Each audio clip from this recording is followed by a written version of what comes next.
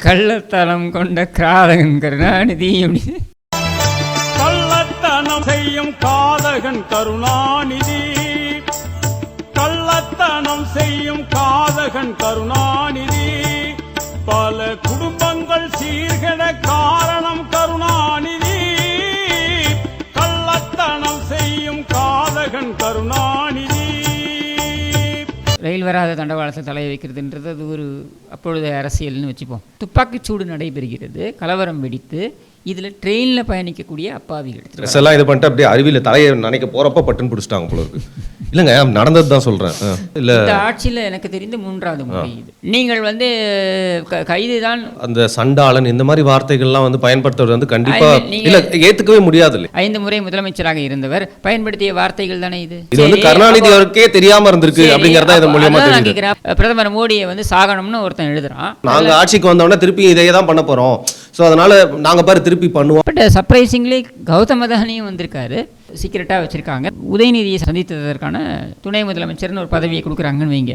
இப்போ நீங்கள் முதல்வர் படம் பார்த்தோம்ல, அர்ஜுன் வந்து அந்த ஒரு நாள் முதல்வர் அப்படின்னு சொல்லி ஒரு பெரிய ஒரு. வணக்கம் ஈடமலம் நேயர்களே. நீங்கள் பொதுவாக வந்து கிஷோர் கே சாமி அவர்கள் பலரை சாடுறதை தான் பார்த்துருப்பீங்க, ஆனால் இன்னைக்கு அவர் பாடுறத பார்க்க போகிறோம். வணக்கம், வெல்கம். என்ன அவெல்லாம் பண்ணி கொஞ்சம் வாய்ஸ் கிளியர் பண்ணிக்கோங்க. என்ன ஊரே பாடுது, கள்ளத்தனம் கொண்ட கிராதகன் கருணாநிதி அப்படின்னு. இப்போ என்னென்னா, இந்த பாட்டு வந்து 50 ஆண்டுகளுக்கு முன்னர் கருணாநிதியுடைய நாகூர் அனிஃபா பாட்டுக்கு கள்ளக்குடி கொண்ட கருணாநிதி அப்படின்ற அந்த பாட்டுக்கு பேரோடியாக வந்து இந்த பாட்டு வந்தது. இந்த கள்ளக்குடி அப்படின்றது என்ன அப்படின்றத எடுத்திங்கன்னா, இது 1953 கருணாநிதியுடைய அரசியல் பயணத்தில் முதல் போராட்டம் அப்படின்னு எடுத்துக்கலாம். 2 போராட்டங்களை வந்து அப்பொழுது திமுக தலைவராக இருந்த திரு அண்ணாதுரை அவர்கள் 2 போராட்டங்களை அறிவித்தார். ஒன்று வந்துட்டு கல்வி, அதில் வந்து சில திணிப்புகள் இருக்குது அப்படின்றதுனால அது சார்ந்த ஒரு போராட்டமும், 2வது வந்துட்டு டால்மியா சிமெண்ட், ராமகிருஷ்ணன் டால்மியான்னு இருந்தார். ராமகிருஷ்ண டால்மியா வந்து அவருடைய சிமெண்ட் நிறுவனம் வந்து மிகப்பெரிய ஒரு அளவில் 2 இடங்களில் கொண்டு வரணும்னு ஆசைப்பட்டார். ஒன்று பீகாரில், இன்னொன்று தமிழ்நாட்டில். தமிழ்நாட்டில் வந்துட்டு அந்த கள்ளக்குடி அப்படின்ற அந்த ஊரில் இந்த தொழிற்சாலை அமைக்கப்பட்டது. மிக நவீன சாதனங்களை கொண்டு அந்த தொழிற்சாலை வந்து அமைக்கப்பட்டது. அப்படி அமைக்கப்பட்ட அந்த தொழிற்சாலையில் சிமெண்ட் உற்பத்தி அப்படின்றது அதிகரிக்கும் அப்படின்ற ஒரு சூழலில், அதே காலகட்டங்களில் இன்னொரு சிமெண்ட் கம்பெனி, இது கருணாநிதி குடும்பத்திற்கு மிக நெருக்கமான ஒரு நிறுவனம், இந்தியா சிமெண்ட்ஸ், அதுவும் செயல்பட்டு கொண்டிருந்தது. அது மட்டும் இல்லாமல் ஏசிசி, அதாவது அசோசியேட்டட் சிமெண்ட்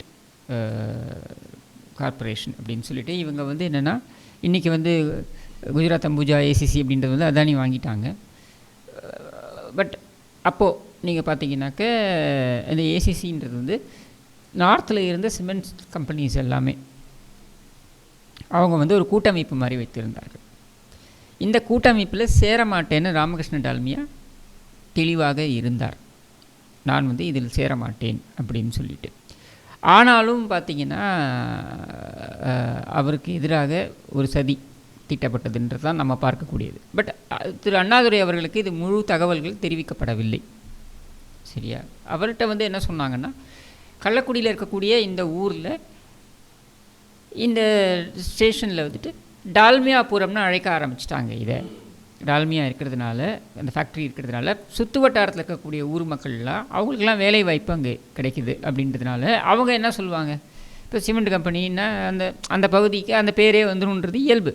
இப்போ டால்மியாபுரம் என்று வைத்து விட்டார்கள் அப்படின்றது தான் இவங்களோட இதுவே கூற்று. அப்போ இது வந்து ஏற்றுக்க முடியாது அப்படின்னு சொல்லிட்டு இதற்கு எதிராக போராட்டம் நடத்துகிறேன் அப்படின்னு கருணாநிதி போகிறாரு.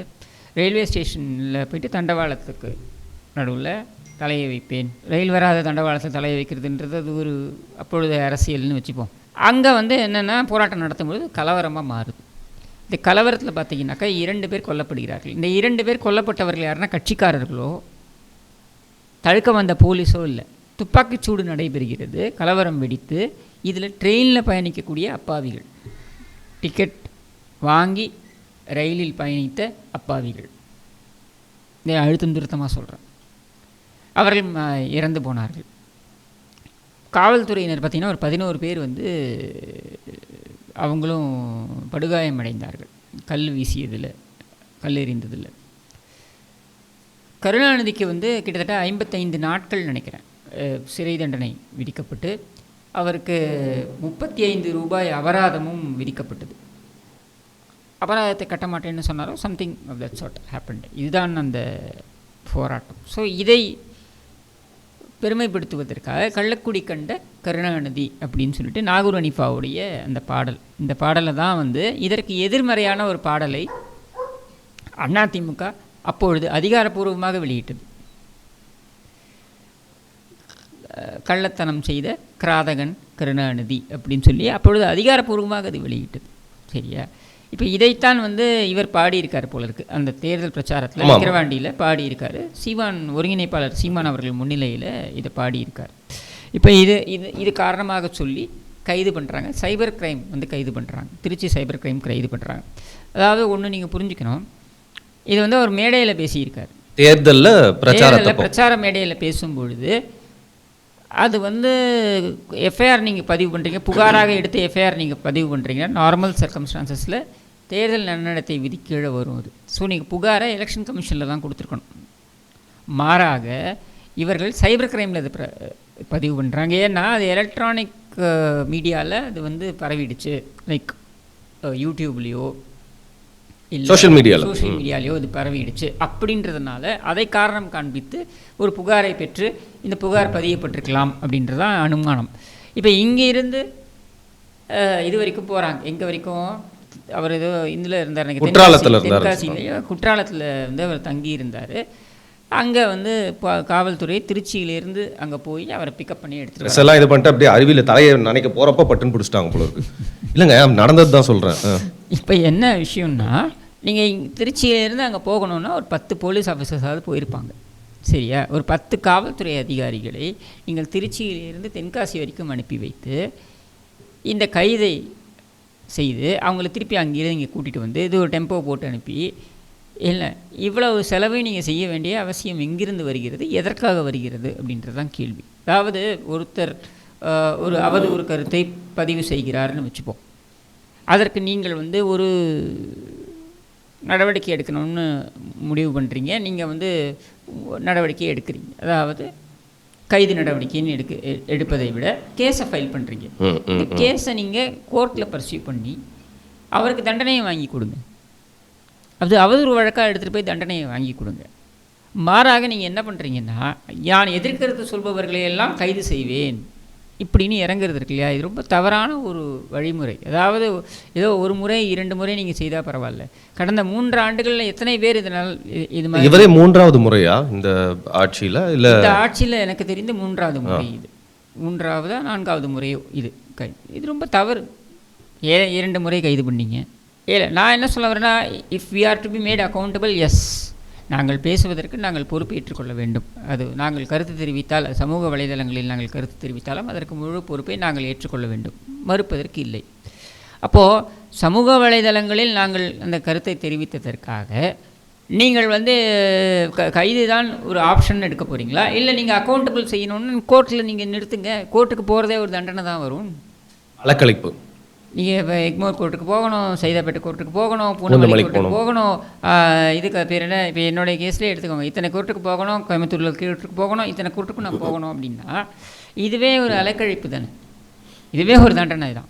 இப்போ விஜயகாந்த் எடுத்துக்கிட்டிங்கன்னா, கேப்டன் விஜயகாந்த் எடுத்துக்கிட்டிங்கன்னா தமிழ்நாடு முழுக்க அவர் அலைய வச்சாங்கல்ல, எவ்வளோ வழக்குகள் போடப்பட்டது, எங்கே எல்லா அதுவே ஒரு தண்டனை தான். ஏன் சீமானே எடுத்துக்கோங்க, பல நீதிமன்றங்களில் இன்றைக்கும் ஏறி இறங்கிட்டு தான் இருக்கார். எனக்கு தெரிஞ்சு வேலூரில் கூட ரீசெண்டாக போனார்னு நினைக்கிறேன். பல நீதிமன்றங்களில் ஏறி இறங்கி, இதுவே ஒரு தண்டனை தான், பல ஆண்டுகள் நடைபெறுகிறது. சைதாப்பேட்டில் அவங்க உமா ஆனந்தன் அவங்களும் இன்னும் ஒரு சில அவங்களுடைய செட்டு ஆளுங்க, அவங்க வந்து லேடிஸு எல்லாரும் வந்து இந்து கடவுள்களை சீமான் தவறாக பேசினார் அப்படின்றதுக்காக போட்ட வழக்கு இன்னும் நடந்துக்கிட்டு இருக்குது.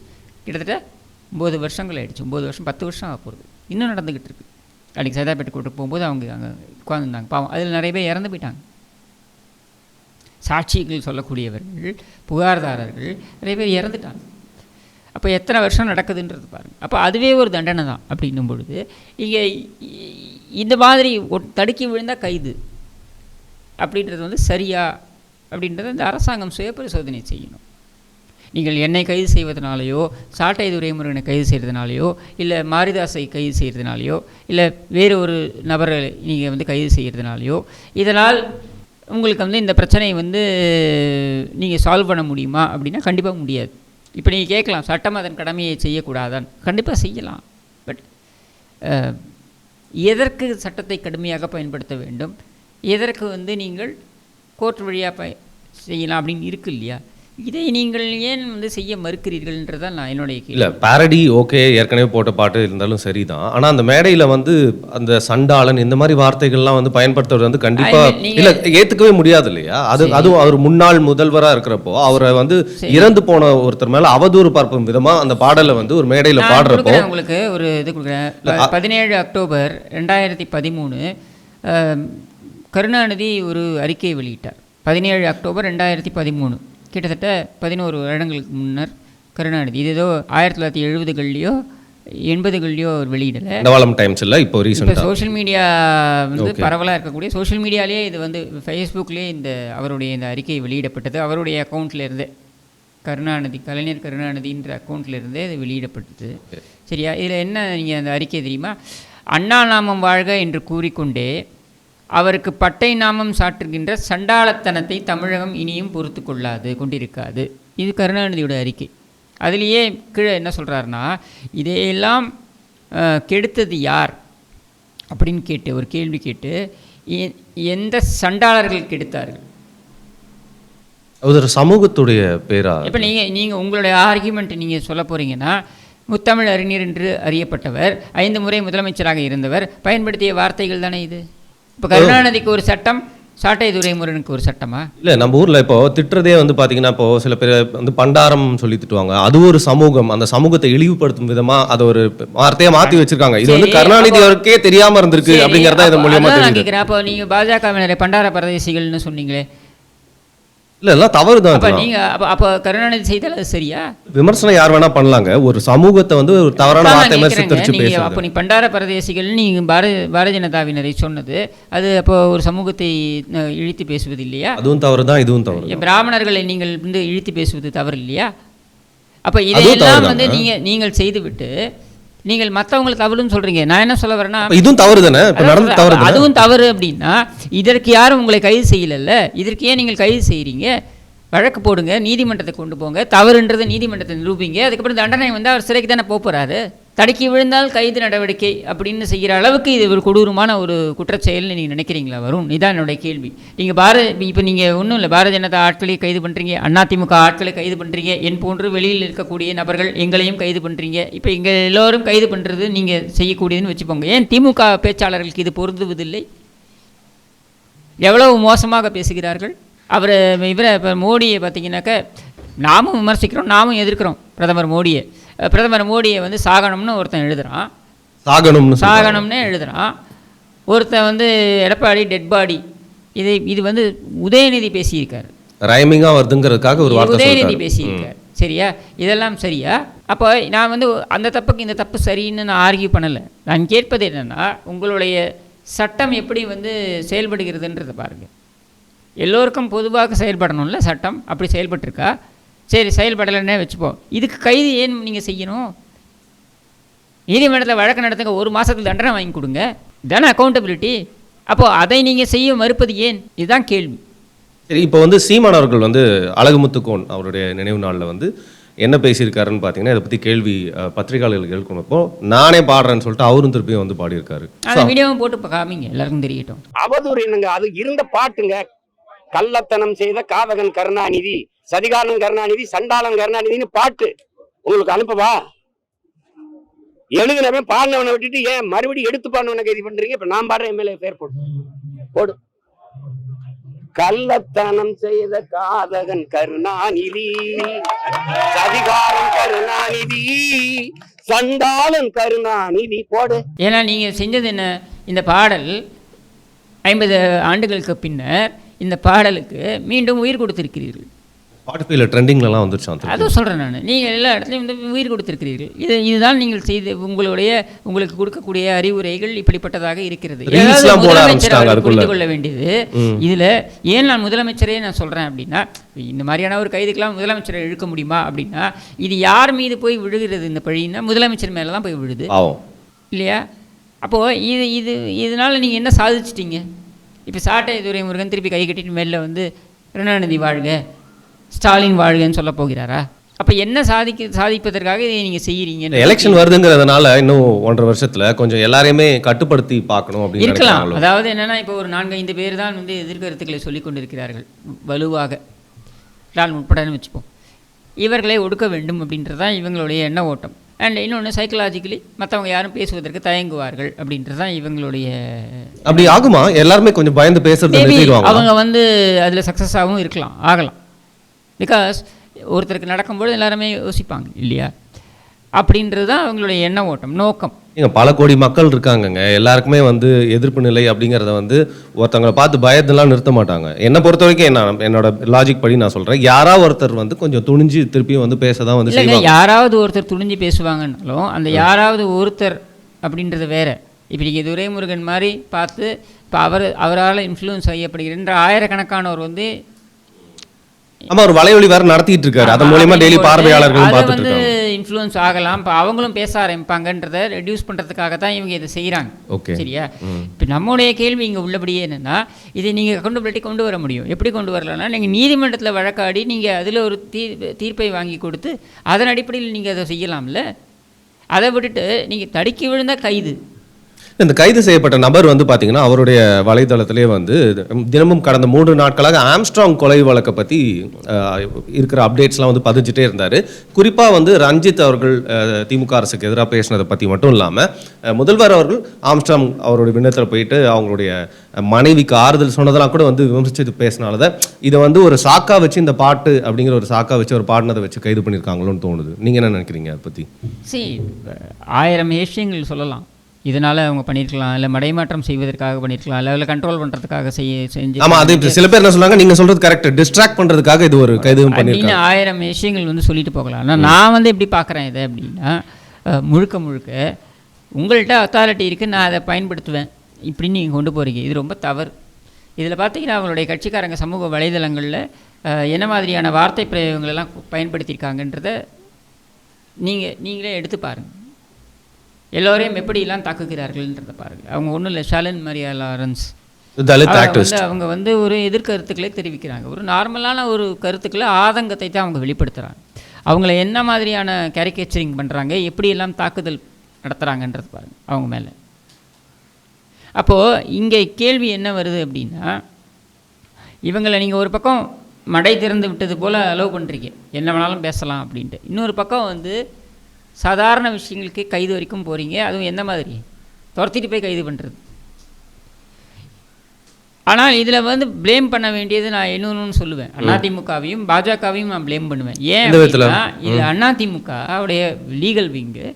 இவர்கள் இந்த மாதிரி பேசுகிறாங்க இல்லையா, எடப்பாடி பழனிசாமியோ மற்ற தலைவர்களையோ மட்டரகமாக மிக கேவலமாக பேசும்பொழுது நீங்கள் கேஸை ஃபைல் பண்ணி கோர்ட்டுக்கு எடுத்துகிட்டு போகணும். அக்ரெசிவாக இல்லைன்றீங்க, கோர்ட்டுக்கு எடுத்துகிட்டு போகணும். லீகல் விங் வந்து கோர்ட்டுக்கு எடுத்துகிட்டு போய் இவங்களை வந்து அக்கௌண்டபிள் ஆக்கணும். அதே மாதிரி பாஜகவை பொறுத்த வரைக்கும் உங்களோட எல்முருகன் என்ன மிக்சர் சாப்பிட்டுருக்காரா? அவர் கையில் தானே மினிஸ்ட்ரி இருக்குது. இப்போ 2வது முறையும் அவர் அதே மினிஸ்ட்ரிக்கு தானே அமைச்சராக இருக்கார். அப்படின்னும் பொழுது அவர் என்ன செஞ்சுருக்கணும்? இவங்க போய் தூக்கிட்டு வராங்க, பீகார்லேருந்து போய் தூக்கிட்டு வராங்க. ஜான் ரவியை வந்து குஜராத்தில் போய் தூக்கிட்டு வந்தாங்க. அப்போ அந்த மாதிரி அவர்கள் செய்யும் பொழுது நீங்களும் என்ன பண்ணியிருக்கணும்? ராஜஸ்தான்லேயும் மத்திய பிரதேசில் கேஸை போடுங்க. இந்த மாதிரி ஒரு பிரதமரை வந்து இவ்வளோ மோசமாக மட்டமாக பேசுகிறார் அப்படின்னு நீங்கள் கேஸை போட வேண்டியது. What stop you from doing that? பெருமை பித்திக்கிறீங்களே, நாங்கள் 17 மாநிலங்களில் நாங்கள் ஆட்சியில் இருக்கிறோம், 16 மாநிலங்களில் ஆட்சியில் இருக்கிறோம், போடுங்க, கேஸை போட வேண்டியது. ராஜஸ்தானில் ஒரு கேஸை போடுங்க, ஒரிசாவில் ஒரு கேஸை போடுங்க. இது செஞ்சுருக்கணும் இல்லை நீங்கள்? இல்லை உங்களுடைய அந்த யூடியூப் சேனல்ஸ் எவ்வளோ மட்ட ரகமாக பிரதமர் மோடியை சித்தரிக்கிறார்கள் அப்படின்றது நம்ம எல்லோருக்குமே தெரியும். நாமளும் விமர்சிக்கிறோம். பிரதமர் மோடி ஒன்றும் கடவுள் கிடையாது, விமர்சனத்திற்கு அப்பாற்பட்டவர் கிடையாது. நாமளும் விமர்சிக்கிறோம். பட் நாம் விமர்சிக்கும் பொழுதும் நம்மளுடைய வார்த்தை பிரயோகங்கள் அப்படின்றத நம்ம கேர்ஃபுல்லாக நம்ம விமர்சிப்போம். ஏன்னா ஒரு வகிக்கின்ற பதவி அத்தகையது அப்படின்றதுனால. இப்போ நம்மளுடைய கேள்வி என்னன்னா, இந்த மாதிரி தரம் தாழ்ந்து விமர்சிக்கும் பொழுது ஏன் நீங்கள் வந்து அந்த நடவடிக்கைகளை எடுக்க மாட்டேங்கிறீங்க?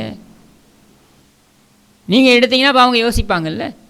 இதை செய்ய இவர்கள் மறுப்பதனால தான் நீங்கள் வந்து தெர் இஸ் நோ ஒரு பேலன்ஸே இல்லைல்ல. ஒன் சைடடாக இருக்குது. இது எல்லாமே ஒன் சைடடாக தானே இருக்குது. இது தவறு இல்லை. இந்த நேரத்தில் வந்து பார்த்தீங்கன்னா அரசியல் களத்தில் விக்கிரவாண்டி தேர்தல் வந்து விலகுனதுனாலேயோ என்னவோ திமுக நாம் தமிழர் கட்சி தான் வந்து எதிர்த்து அடிச்சுக்கிறது தான் அரசியல் களமாக இருக்கே தவிர்த்து இங்கே அதிமுக வந்து கொஞ்சம் நாளாக கண்ணுக்கே தெரியலங்கிறது என்னுடைய தனிப்பட்ட கருத்து. நீங்கள் திரும்பி அதுதான் நீங்கள் நாலு ஒரு மேனியும் பொழுது ஒரு வேணமும் அதிமுக வச்சு தானே நீங்கள் வந்து ஓட்டிக்கிட்டு இருக்கீங்க, குப்பையை ஓட்டிக்கிட்டு இருக்கீங்க. எப்போ எடுத்தாலும் அதிமுக, எந்த டிவியில் எடுத்தாலும் அதிமுக பற்றி தானே விவாதமே நடந்துக்கிட்டு இருக்கு. அப்புறம் எப்படி நீங்கள் அதிமுக செயல்படலைன்னு நீங்கள் சொல்கிறீங்க? உங்களை பற்றி பேசி மற்றவங்க தான் உயிர்ப்பட வச்சுக்கிறாங்க அப்படின்னு வேணா வச்சுக்கலாம். அதுதான் சொல்கிறேன் நான். அவங்க அதிமுகவை பொறுத்த வரைக்கும் பல பேர் கைது செய்யப்பட்டிருக்காங்க. அதிமுகவுடைய லீகல் விங் வந்து அவங்களுக்கு உதவியாக இருந்திருக்காங்க. இப்போ எனக்கே கூட அதிமுகவுடைய லீகல் விங் வந்து உதவினாங்க. அது மாதிரி உதவியங்களை வந்து வெளியே கொண்டு வந்தது அப்படின்றதெல்லாம் அவங்க செஞ்சுருக்காங்க. அதெல்லாம் வந்து நான் மறுக்கலை. அதை நான் அவங்கள அந்த இடத்துல நான் குறையே சொல்லலை. ஆனால் நம்மளுடைய கேள்வி என்னென்னா, இது மாதிரி திமுககாரங்க பேசும்பொழுது வழக்குகளை நீங்களும் பதிவு பண்ணுங்கள். காவல்துறை நடவடிக்கை எடுக்கலைன்னா பரவாயில்ல, நீதிமன்றத்தில் இருந்து நிறுத்துங்க, அக்கௌண்டபிள் ஆக்குங்க.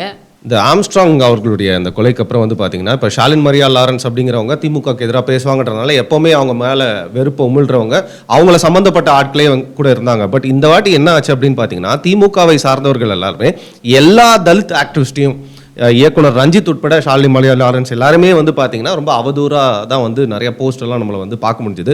அதுதான் கொஞ்சம் வருத்தத்துக்கு உரிய விஷயமா இருந்தது. அதை யாரும் கண்டுக்கவும் இல்லை. திமுகவில் இருந்தவங்களே வந்து பார்த்தீங்கன்னா சமத்துவம் பேசுகிறவங்க யாருமே அவங்களுக்காக முன்னாடி சகட்டு மேனிக்கு யாராக இருந்தாலும் பேசப்படுவார்கள். இன்னைக்கு வந்து திருமாவளவன் அவர்கள் விசிகா திமுக கூட்டணியில் இருக்கிறதுனால இவர்கள் வந்து இவர்களுடைய விமர்சனங்கள் வந்து குறைவாக இருக்கும். இதே திருமாவளவன் அவர்கள் இந்த அரசாங்கத்தை விமர்சித்தாலோ அல்லது கூட்டணியை விட்டு வெளியேறினாலோ ஒரு ஒரு கால் நான் சொல்கிறேன், பை சான்ஸ் அது மாதிரி நடைபெற்றதுன்னா இதே திமுகவினர் எப்படி அவர் மீது பாய்ந்து பிராண்டுகிறார்கள்னு பாருங்கள். ஸோ இப்போ இதனால் வந்து பார்த்திங்கன்னா விக்கிரவாண்டி தேர்தலில் என்ன நடந்துச்சு அப்படிங்கிறத வந்து நம்ம மறந்துடக்கூடாது.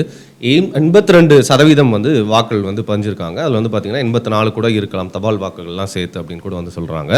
அப்படி இருக்கிறப்போ இவ்வளோ சதவீதம் வாக்கு பதிஞ்சிருக்கிறது அப்படிங்கிறதுல ஒரு பெரும்பான்மையாக கள்ள ஓட்டு போட்டுட்டாங்க திமுக. அதுவும் தேர்தலோட முடிவு நேரங்களில் வந்து அதிகமான கள்ள ஓட்டு வந்து போடப்பட்டது. இது நாம் தமிழர் கட்சி தொண்டர்கள் போயிட்டு ரிப்போர்ட் பண்ணப்போ அது வந்து மதிக்கப்படலை. சில பேர் மிரட்டப்பட்டாங்க. அராஜகம் பண்ணி நிறையா பூத்துகளில் வந்து திமுக காரங்களாம் இந்த மாதிரி கள்ள ஓட்டு போட்டுட்டாங்க அப்படின்னு சொல்கிறாங்க. ஸோ வெளில வர இந்த காணொலிகள் எல்லாருமே வந்து பார்த்தீங்கன்னா பாமகவினர் வந்து ரவுடிசம் பண்ணாங்க அப்படிங்கிற மாதிரி 2 காணொலிகள்லாம் வந்து தவிர்த்து இந்த கள்ள ஓட்டு போட்ட விஷயத்தை பற்றி யாரும் பேசவும் இல்லை, அப்படியே போட்டு அமைக்கிட்டாங்க அப்படின்னு தான் வந்து தோணுது. வந்து ஒரு இடைத்தேர்தல் நடக்கக்கூடியது தான், அப்படியே ஃப்ரீயாக விட்டுறலான்றீங்களா? அப்படிதான் வந்து எடுத்துக்கணுமா? இதெல்லாம் தேர்தல் ஆணையம் தான் இதை கணக்கில் எடுத்துக்கணும். தேர்தல் ஆணையம் இதை கருத்தில் எடுத்துக்கல, வேறு என்ன பண்ண முடியும்? நீங்கள் வந்துட்டு தேர்தல் ஆணையம் வந்து இதை சீரியஸாக எடுத்துக்கிட்டு இப்போ எப்படி 2017 விளக்கணையை ஊற்றிக்கிட்டு பார்த்தாங்களா இல்லையா தேர்தல் ஆணையம்? டிடிவி தினகரன் போட்டிக்கிட்ட பொழுது அன்றைக்கு அந்த தேர்தலை பன்னீர்செல்வத்துடைய ப்ரெஷர்னால் அதை இன்ஃபேக்ட் அந்த தேர்தலை ரீகால் பண்ணாங்க, ஹால்ட் பண்ணாங்க, நிறுத்தி வைத்தார்கள் தேர்தல், இடைத்தேர்தல். அதுக்கப்புறம் திருப்பி டிசம்பரில் நடைபெற்றது இடைத்தேர்தல். அந்த மாதிரி இங்கே வந்துட்டு உங்களால் ஏன் நடவடிக்கை எடுக்க முடியல? 3 தேர்தல்கள் திருப்பி நிறுத்தி வச்சாங்க. 3 பொது தேர்தலோடு நடக்காமல் தனியாக நடந்துச்சு 2016. ஏன் நிறுத்தி வச்சிங்க 2016? அப்போது நீங்கள் நினைத்தால், தேர்தல் ஆணையம் நினைத்தால் இதை கவனமாக பார்க்க முடியும். தேர்தல் ஆணையம் இதை செய்ய தவறிவிட்டது, இதை நான் சொல்லலை. ஓகே, உங்கள் பாரதிய ஜனதா மாநில தலைவர் இந்த குற்றச்சாட்டை வைக்கிறார். கோவையில் பொது தேர்தல், நாடாளுமன்ற பொது தேர்தல் நடந்தபொழுது சரியாக நடத்தலைன்னு தான் அவர் குற்றச்சாட்டை வைத்தார். அப்போது இங்கே என்னென்னா ஒரு ஒரு ஒரு நிறுவனம் ஒழுங்காக செயல்படலைன்னா தேர்தல் ஆணையம் என்பதன் மீது மக்களுக்கு இருக்கக்கூடிய நம்பிக்கை என்பது இன்றைக்கு குலைந்து விட்டது. அண்ட் இது இடைத்தேர்தல் தானே, யார் கேள்வி கேட்க முடியும் அப்படின்ற ஒரு நிலை வந்துருச்சு. ஓகே, இதில் ஒரு கம்ப்ளைண்ட்டாக என்ன வைக்க தோணுது அப்படின்னா, அதிமுக வந்து இந்த இடைத்தேர்தல்லேருந்து விலகிட்டாங்க அப்படிங்கிறது, இந்த மாதிரி கள்ள ஓட்டு போட்டது, இந்த மாதிரி விஷயங்களுக்குலாம் திருப்பியும் அது நீங்களே வந்து பார்த்தீங்கன்னா நடக்கும் தானே அப்படிங்கிற மாதிரி ஒரு பார்வையில் சொல்கிறது வந்து உதாசீனப்படுத்தி இதை நார்மலைஸ் பண்ணுற மாதிரி தான் இருக்குன்னு தோணுது. அண்ட் அதிமுக போன்ற ஒரு பெரிய கட்சி வந்து இதுக்கு எதிராக குரல் கொடுத்துருக்கணும். ஆனால் இப்போ வந்து அதை பற்றி பேசாமல் இருக்கிறத பார்த்தா எப்படி இருக்குன்னா, நாங்கள் ஆட்சிக்கு வந்தோடனே திருப்பி இதையே தான் பண்ண போகிறோம், ஸோ அதனால நாங்கள் பாரு திருப்பி பண்ணுவோம் அப்படிங்கிற மாதிரி மௌனம் காக்கிற மாதிரி இருக்கு. அதிமுக தேர்தலுக்கு முன்னாடியே சொல்லிடுச்சு, இது புறக்கணித்ததற்கான காரணமே அதானே. அதிமுக இந்த தேர்தல் நேர்மையாக நடக்காது அப்படின்னு சொல்லி தானே புறக்கணிக்கிறாங்க. அப்போ அவங்க தான் சொல்லிட்டாங்களே ஏற்கனவே, திருப்பி தனியாக வேற சொல்லணுமா? சில பேர் கேட்பாங்க, வெட்கங்கட்ட திமுக, அது என்ன வெட்கங்கட்ட திமுகன்னு சொன்னாலே வெட்கம் கிடையாது தான். அது மாதிரி இந்த தேர்தல் நியாயமாக நடக்காது, நாம் ஏற்கனவே ஈரோடு கிழக்கில் பார்த்து விட்டோம். நியாயமாக இடைத்தேர்தலை நடத்துவதற்கு இந்த தேர்தல் ஆணையத்தால் முடியவில்லை. திமுக ஆட்சியில் இருக்கும் பொழுது அராஜகம் கட்டவிழ்த்து விடப்படுகிறது. அதனால் நாங்கள் இந்த தேர்தலை புறக்கணிக்கிறோம். அதை சொல்லி தானேங்க புறக்கணிச்சாரு. நீங்கள் தேர்தல் அன்றைக்கி தான் தெரிஞ்சுக்கிறீங்க, அவர் முன்னாடியே தெரிஞ்சு வச்சுட்டாரு, சொல்கிறாரு இதான் இவங்க பண்ணுவாங்க அப்படின்னு சொல்லிட்டு, இவ்வளவுதான். சரி, இப்போது இன்னொரு விஷயம் கேள்விப்பட்டது என்ன அப்படின்னா, காட்டுப்பள்ளியில் துறைமுகம், அதானியோட துறைமுகம் வந்து கட்ட போகிறாங்க. அண்ட் இன்னைக்கு வந்து பார்த்தீங்கன்னா சென்னையில் ஒரு முக்கியமான நபரை வந்து அவர் போய் சந்திக்கிறாரு அப்படிங்கிற மாதிரி வந்து நிறைய வதந்திகள்லாம், சரி எதுக்கு வந்து முக்கியமான நபர்லாம் சொல்கிறது, முதல்வரை போய் அவர் சந்திக்கிறதுக்கான வாய்ப்பு இருக்குது அப்படின்லாம் வந்து சொல்லியிருந்தாங்க. அவர் சென்னையில் வந்து அவரோட விஜயம் இருக்குன்றாங்க. இந்த விஷயங்களை பற்றி எதாவது கேள்விப்பட்டீங்களா? ஏன்னா நிறைய எதிர்ப்பு வந்துகிட்டு இருக்கு அந்த துறைமுகம் அங்கே வரப்போகிறதுனால. இல்லை, காட்டுப்பள்ளியில் வந்து ஏற்கனவே துறைமுகம் இருக்கு, அதை வந்து எக்ஸ்டெண்ட் பண்ண போகிறோம் அப்படின்றதான் அண்டர்ஸ்டாண்டிங். இது ஏற்கனவே எல்என்டி அவங்களுடைய கட்டுப்பாட்டில் இருந்தது, அதை வந்து இவங்க எடுத்துக்கிட்டாங்க, அதானி நிறுவனம் எடுத்துக்கொண்டது. அதே மாதிரி பரந்தூரில் வந்துட்டு விமான நிலையம், இந்த க்ரீன்ஃபீல்டு ஏர்போர்ட் வரவிருக்கிறது. அந்த க்ரீன்ஃபீல்டு ஏர்போர்ட்டுக்கு ஆல்மோஸ்ட் ஸ்டார்ட் பண்ணுறதுக்கான அத்தனை நிலம் ஊர்ஜிதப்படுத்தக்கூடிய விஷயங்களும் முடிந்து விட்டது ஆல்மோஸ்ட். அப்படின்னும் பொழுது அதை துரிதப்படுத்த வேண்டும் அப்படின்னு சொல்லி திமுகவை சேர்ந்த எம்பிக்கள் பாராளுமன்றத்தில் இப்பொழுது நடந்த கூட்டத்தொடரில் கூட அந்த கோரிக்கையை வைத்தார்கள். ஐ திங்க் வில்சன் நினைக்கிறேன், அவர் தான் அந்த கோரிக்கையை வைத்தார்னு நினைக்கிறேன். அப்படி வைக்கப்பட்டிருந்த நிலையில் இதை வந்து அதானி நிறுவனம் எடுப்பதற்கும் வாய்ப்பு இருக்குது அப்படின்ற சூழலில் கூட அந்த சந்திப்பு நடந்திருக்கலாம் அப்படின்னு சொல்கிறாங்க. We don't know. பட் ரொம்ப ஆச்சரியமாக நான் பார்க்கக்கூடியது என்னென்னா, கௌதம் அதானி நார்மலாக அவர் தான் வந்து இந்த ஹெட் அப்படி அதானி குழுமம், நார்மலாக அவர் வராரு அப்படின்னா அது அஃபிஷியலாகவே இருக்கும். அவர் வருவார், முதலமைச்சர்களை சந்திப்பார். இப்போ உதாரணத்துக்கு இப்போ தேவேந்திர ஃபட்னாவிஸ் வந்து மகாராஷ்டிரா துணை முதலமைச்சர்னால் அவரை சந்திப்பார். இவர் ஏக்நாத் ஷிண்டே முதலமைச்சர்னால் அவரை சந்திப்பார். இந்த மாதிரி மம்தா பானர்ஜியை வந்து அவர் சந்திச்சிருக்காரு. இதில் வெஸ்ட் பெங்காலில் போயிட்டு அங்கே ஒரு போர்ட்டு ஒன்று எடுக்கிறாங்க அப்படின்னு சொல்லிட்டு அது சம்மந்தமாக கூட இருக்கலாம், அவர் சந்திச்சிருக்காரு. சந்திரபாபு நாயுடுவை சந்திப்பதற்கான வாய்ப்புகளும் இருக்குது. இந்த மாதிரி வந்து அவங்க சந்திக்கிறது, தொழிலதிபர்கள் வருவது சந்திப்பது அப்படின்றது இயல்பாக நடக்கக்கூடியது, இது அஃபிஷியல் நடக்கக்கூடியது.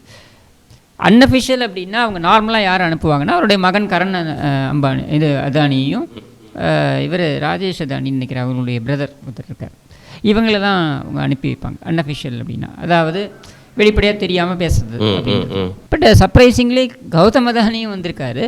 அண்ட் தேவ் கெப்ட் இது ரொம்ப சீக்கிரட்டாக வச்சுருக்காங்க. நமக்கு வரக்கூடிய தகவல்கள் என்ன அப்படின்னா, அவர்கள் சித்தரஞ்சன் சாலை அந்த முதல்வரோட இல்லத்தில் முதல்வரை சந்திக்கலை, உதயநிதியை சந்தித்ததற்கான சாத்தியக்கூறுகள் அதிகம் இருக்குது அப்படின்றதான் நமக்கு வரக்கூடிய தகவல். அதை ஒட்டி அவங்க வந்துட்டு சபரீசனையும் சந்தித்தார்கள். இந்த ஈசிஆரில் ஒரு டின்னர் அவங்க அட்டன் பண்ணாங்க அப்படின்னு சொல்லப்படுகிறது. அங்கே முடிச்சுட்டு அவங்க ஈசிஆருக்கு போயிட்டு அந்த டின்னர் முடிச்சுட்டு திருப்பி ஐடிசி கிராண்ட் சோலாக்கு வந்து ரெஃப்ரெஷ் பண்ணிவிட்டு கிளம்பினாங்க அப்படின்னு தான் சொல்லப்படுகிறது. ஸோ அவங்க அந்த டின்னர் வந்து சபரீசனுடைய ஈசிஆரில் அவருடைய வீடு இருக்கு இல்லையா, அங்கே கூட நடந்திருக்கலாம் அப்படின்னு சொல்லப்படுகிறது. So it is kept shrouded in mystery. இதையெல்லாம் எதை ஓட்டி நடக்கிறது அப்படின்றத கூர்ந்து கவனிக்கணும். அதாவது முதலமைச்சர் வந்து இப்போ தெரிவிக்கப்பட்டது, இந்த சட்டமன்ற கூட்டத்தொடரில் வந்து நமக்கு தெரிவிக்கப்பட்ட விஷயம் என்னென்னா, முதலமைச்சர் அவர்கள் டிஆர்பி ராஜா தான் தெரிவித்தார்னு நினைக்கிறேன், முதலீடுகளை ஈர்ப்பதற்கு அமெரிக்கா பயணம் மேற்கொள்வார் அப்படின்னு தெரிவிக்கப்பட்டது. அது வந்து அவருடைய ட்ரீட்மெண்ட்டுக்காகவும் சொல்லப்படுகிறது. அது நமக்கு தெரியாது, அது அவருடைய தனிப்பட்ட விஷயம். அது அவங்க அஃபிஷியலாக சொல்லாத வரைக்கும் நம்ம அதை பற்றி பேச வேண்டிய அவசியம் கிடையாது. பட் அது கிட்டத்தட்ட ஒரு 40லேருந்து 45 நாட்கள் நீடிக்கலாம் இந்த பயணம் அப்படின்னு சொல்லப்படுகிறது. ஸோ அப்படி 40லேருந்து 45 நாட்கள் நீடிக்கிறது என்றால், இங்கே ஒரு பொறுப்பு முதலமைச்சர் என்கிற ஒரு ஸ்தானத்தில், பொறுப்பு முதலமைச்சர்னு கொடுக்க வேண்டிய அவசியம் கிடையாது, ஏனென்றால் இவருக்கு ஒன்றும் மோசமான உடல் உபாதை கிடையாது. ஸோ அவர் is responding and he seems to be okay. So அதனால் பொறுப்பு முதல்வர் அப்படின்றதுக்கு வாய்ப்பு இருக்குமா தெரியல. ஆனால் துணை முதலமைச்சர் அப்படின்ற ஒரு பதவியை கொடுக்கலாம். ஏனென்றால் இந்த நாடாளுமன்ற தேர்தலில் கிட்டத்தட்ட 40க்கு 40 அப்படின்னு அவங்க தமிழகம் புதுச்சேரியும் சேர்த்து அடிச்சிருக்காங்க அப்படின்னும் பொழுது இது வந்து ஒரு தனிப்பெரும் சாதனை அப்படின்னு வச்சு முப்பெரும் விழா கூட எடுத்தாங்க இப்போது. ப்ளஸ் இவர் தான் பிரச்சாரத்தை முன்னெடுத்து அப்படின்னு ஒரு பரப்புரை மேற்கொள்ளப்படுகிறது. அது மட்டும் இல்லாமல் இப்போ விக்கிரவாண்டி தேர்தலில் இந்த ரிசல்ட்டு திமுகவுக்கு சாதகமாக வருகிறது அப்படின்றத நம்ம பார்க்கக்கூடியது. ஸோ இதையெல்லாம் வைத்து உதயநிதியை ப்ரொஜெக்ட் பண்ணோம் அப்படின்றது. இந்த 45 நாட்கள் அப்படின்றத அவர்கள் எதற்காக பயன்படுத்த வேண்டும் என்று நினைக்கிறார்கள் என்றால், உதயநிதி மிக சிறந்த ஒரு நிர்வாக மாஸ்க் அவரை வந்து பழக்கப்படுத்துறாங்க அப்படிங்கிற மாதிரி இல்லை, இது வந்து ஒரு ரொம்ப கிளியர் பிஆர் அஜெண்டா. என்னன்னா, நான் புரிந்து கொள்ளும் வரையில் எனக்கு வரக்கூடிய தகவல்களிலிருந்து நான் புரிந்து கொள்வது சொல்கிறேன். நான் it could be a very clear PR agenda. 45 நாட்கள் இல்லை அப்படின்ற சூழலில் துணை முதலமைச்சர்னு ஒரு பதவியை கொடுக்குறாங்கன்னு வைங்க. இப்போ நீங்கள் முதல்வர் படம் பார்த்தோம்ல, அர்ஜுன் வந்து அந்த ஒரு நாள் முதல்வர் அப்படின்னு சொல்லி ஒரு பெரிய ஒரு இதை கிரியேட் பரபரப்பை கிரியேட் அதை மாதிரி ஒரு 45 நாளில் ஒரு பரபரப்பை கிரியேட் பண்ணுறது ஒன்றும் பெரிய விஷயம் இல்லையே. உங்களால் 5 ஆண்டுகள் நல்லாட்சி கொடுக்க முடியாது, 40 நாட்களாவது நீங்கள் முயற்சி பண்ணலாம்ல.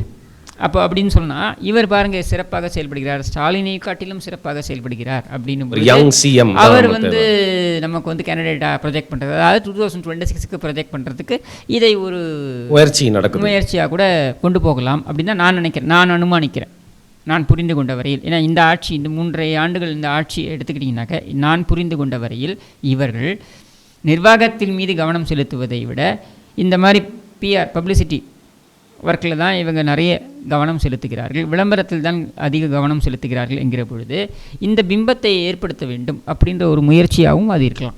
இது உங்களோட அனுமானத்தில் சொல்கிறேன் அப்படின்னு சொல்லியிருக்கீங்க.